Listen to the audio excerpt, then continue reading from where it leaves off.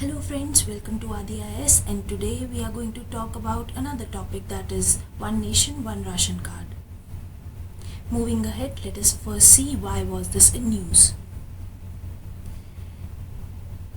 Recently there was a plea that was filed in Supreme Court, as a result of which our apex court directed all the Indian states and union territories to enforce One Nation, One Ration Card scheme by July 31st. In its directive, the Apex Court also asked the union government to provide dry ration to migrant workers for free until this COVID-19 situation normalizes.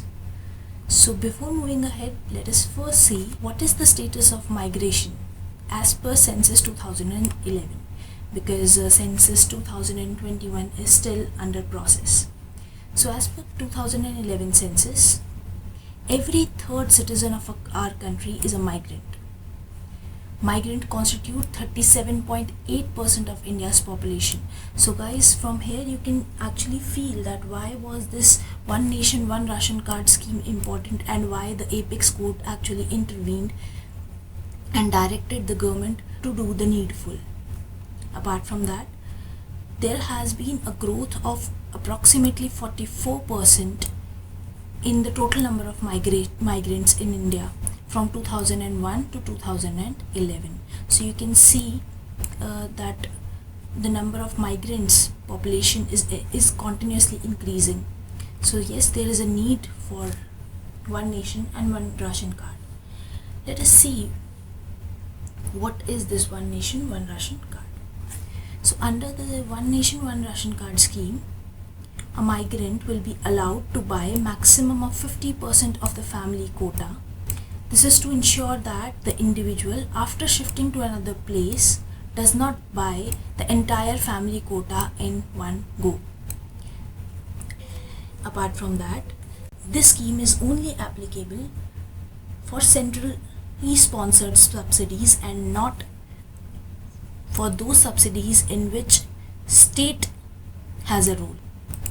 Like if a state gives free ration to its resident, then a migrant may not be a beneficiary of such scheme. Before moving ahead, let us see how are these grains coming to the ration shops.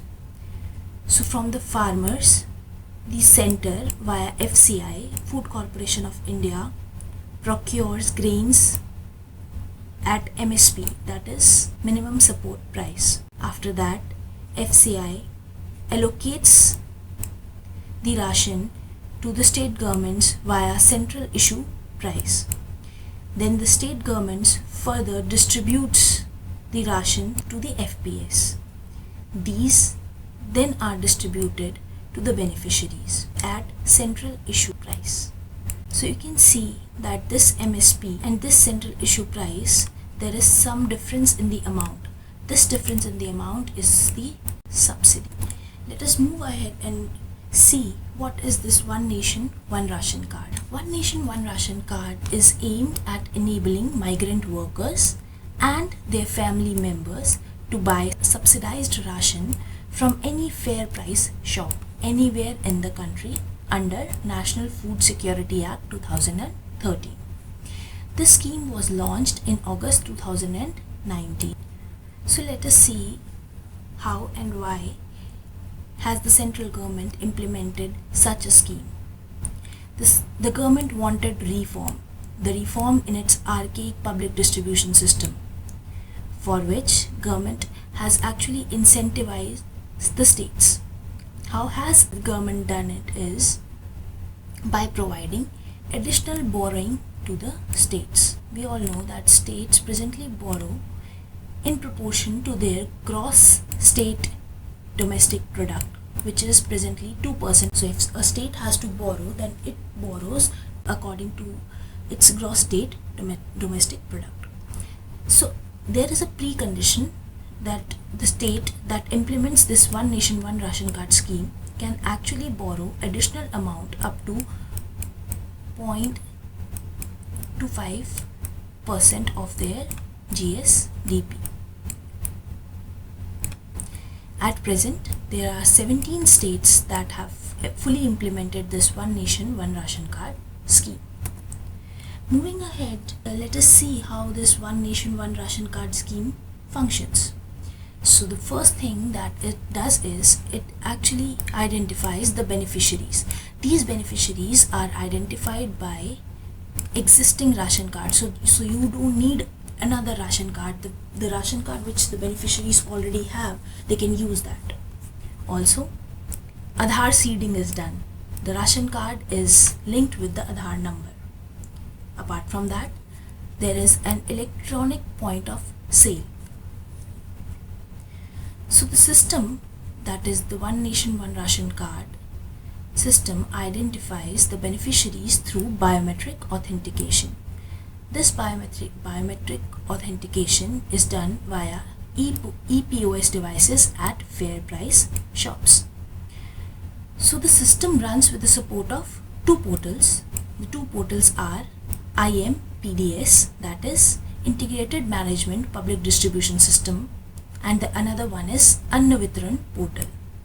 As far as IMPDS portal is concerned, it provides technological platform for interstate portability of ration cards. And for Anna Vitran portal, it is for ePOS devices within a states. So it hosts the data for the distribution of food grains within a state. So if we are talking about interstate, we have to get the data from IMPDS, and if intrastate, then Anna Vitran portal. Moving ahead, let us see, apart from the increasing migration, that is a major factor of the launch of ONORC, let us see what are the other factors. The other factors is the required revamp of public distribution system. Earlier, the public distribution system was such each ration card holder was specified a fair price shop. But by this One Nation One Ration Card scheme, public distribution benefits can be enjoyed by the migrants. Also, after 100% of Aadhaar seeding is done and all the fair price shops are covered under the ePOS devices, full coverage of public distribution system can be reached. Presently, there are certain inefficiencies and leakages that can also be dealt with when One Nation One Ration Card scheme is implemented in its full swing. When COVID-19 pandemic forced thousands of migrant workers to their villages, there was a need to expedite the rollout, and thus under the COVID economic relief package, the government announced the nationwide rollout of One Nation One Ration Card. Moving ahead, let us see what are the benefits of One Nation One Ration Card scheme. So the first and foremost benefit is transparency, accountability. Apart from that, e-governance. Whenever we write any answer, we always think what to write when we go for e-governance. So this is a very good example when it comes to e-governance. The another one is that it strengthens the federal structure. After the GST Council, if One Nation One Ration Card scheme is rolled out successfully, then it will definitely strengthen the federal structure. And also, you can use this as an example when you are writing about cooperative federalism. Identification of present leakages. Also, the Supreme Court identifies right to life, in fact right to a dignified life under Article 21. This will help the migrant workers with food security, especially those who migrate to other states in the search of job. The SDG Goal 2 of ending hunger by 2030 can also be accomplished when this scheme is launched. The Global Hunger Index report that rank India 94 out of 107 countries, we can also address the poor state of hunger in India. So guys, this thing is important as far as your pre is concerned. Sometimes there is a direct question as to who releases this report. So this report is jointly published by Concerned Worldwide and Wetlife Hunger. So as far as experience is concerned, after the rollout of One Nation One Ration Card scheme in 17 states, we have only seen 275 transactions. until up till May 2014. So you can see this is merely nothing. Also, the intrastate ration card portability was way higher than the interstate portability. So this data you can code and you can actually tell that there are certain challenges, there are certain blockades. So let us see what are these challenges. The first and the foremost challenge is logistic, the FPS, the fair price shops.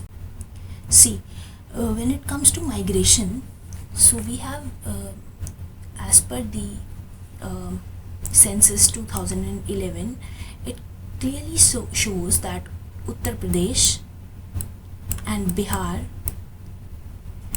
are the two states that have the most number of outgoing migrants, and Delhi and Maharashtra are the two states, and a state and a union territory that gets the most number of incoming migrants. So we can clearly see that fair price shops of Delhi and Maharashtra will face a very big issue when it comes to distribution of ration, as the fair price shops of some states may have to cater to more number of cards even as the other cater to less owing to migration of people. The another thing is lack of data. There is no exact data as to how many and what is the present migration status of intrastate and interstate destinations and sectors employing the workers. So definitely lack of data is a big challenge as to how much ration quota should each fair price shop get. That can only be done when we know the exact data of the migrants. Another thing is the major issue, that is exclusion error. We all see when the Aadhaar seeding was done, that when the Aadhaar was linked with the ration card, there was a large number of exclusion errors. Large number of people were left out because they were not able to get their biometrics done. Apart from that, the internet availability is also a hurdle. In far-fetched areas of rural India, there are still instances where there is no internet connection, and when this is the scenario, then how will the people be able to reap the benefit of one nation and one ration card? Moving ahead, let us see some of the recommendations. So one such recommendation is that Unorganized Sector Social Security Act 2008 has actually asked for the documentation of informal sector. So this may help to get a credible data when it comes to migrant workers. So this act must be implemented in letter and spirit. So which act? Unorganized Sector Social Security Act 2008. A dedicated e-commerce platform is also a need. This can resolve the challenges of logistics. Social auditing is very much important because people are at the receiving end. So when people are at the receiving end, also in longer run, this PDS system can be replaced by direct benefit transfer, where the people below the poverty line are given better choices so that they can go to their favorable kirana store and buy product at market price either through coupons or by cash. So lastly, talking about the benefits, the challenges, the way forward, the last thing is the conclusion. So your answer is very much incomplete if you don't give a relevant conclusion. So conclusion to this scheme is that NFSA, that is National Food Security Act, defines food security as nutritional security. So that simply means that food security is not merely eating food, but it is very much linked to nutritional security, so that your vitamins, carbohydrates, nutritional aspect of your diet is provided to you. Therefore, portability of integrated child development services, midday meals, immunization, healthcare and other facilities for poor migrants can't be neglected and should be made portable. Lastly, we must now look at another One Nation One card. So one such One Nation One card is One Nation One FASTag that advocates for seamless mobility. One Nation One Mobility card that talks about usage of different modes of transport across different states. One Nation One Ration card that we have already talked about. Another one is One Nation One Tax, that is GST, that has actually made trade and commerce transparent. Thank you friends, I hope you like the video. Please, if you like the video, like, share and subscribe. Thank you.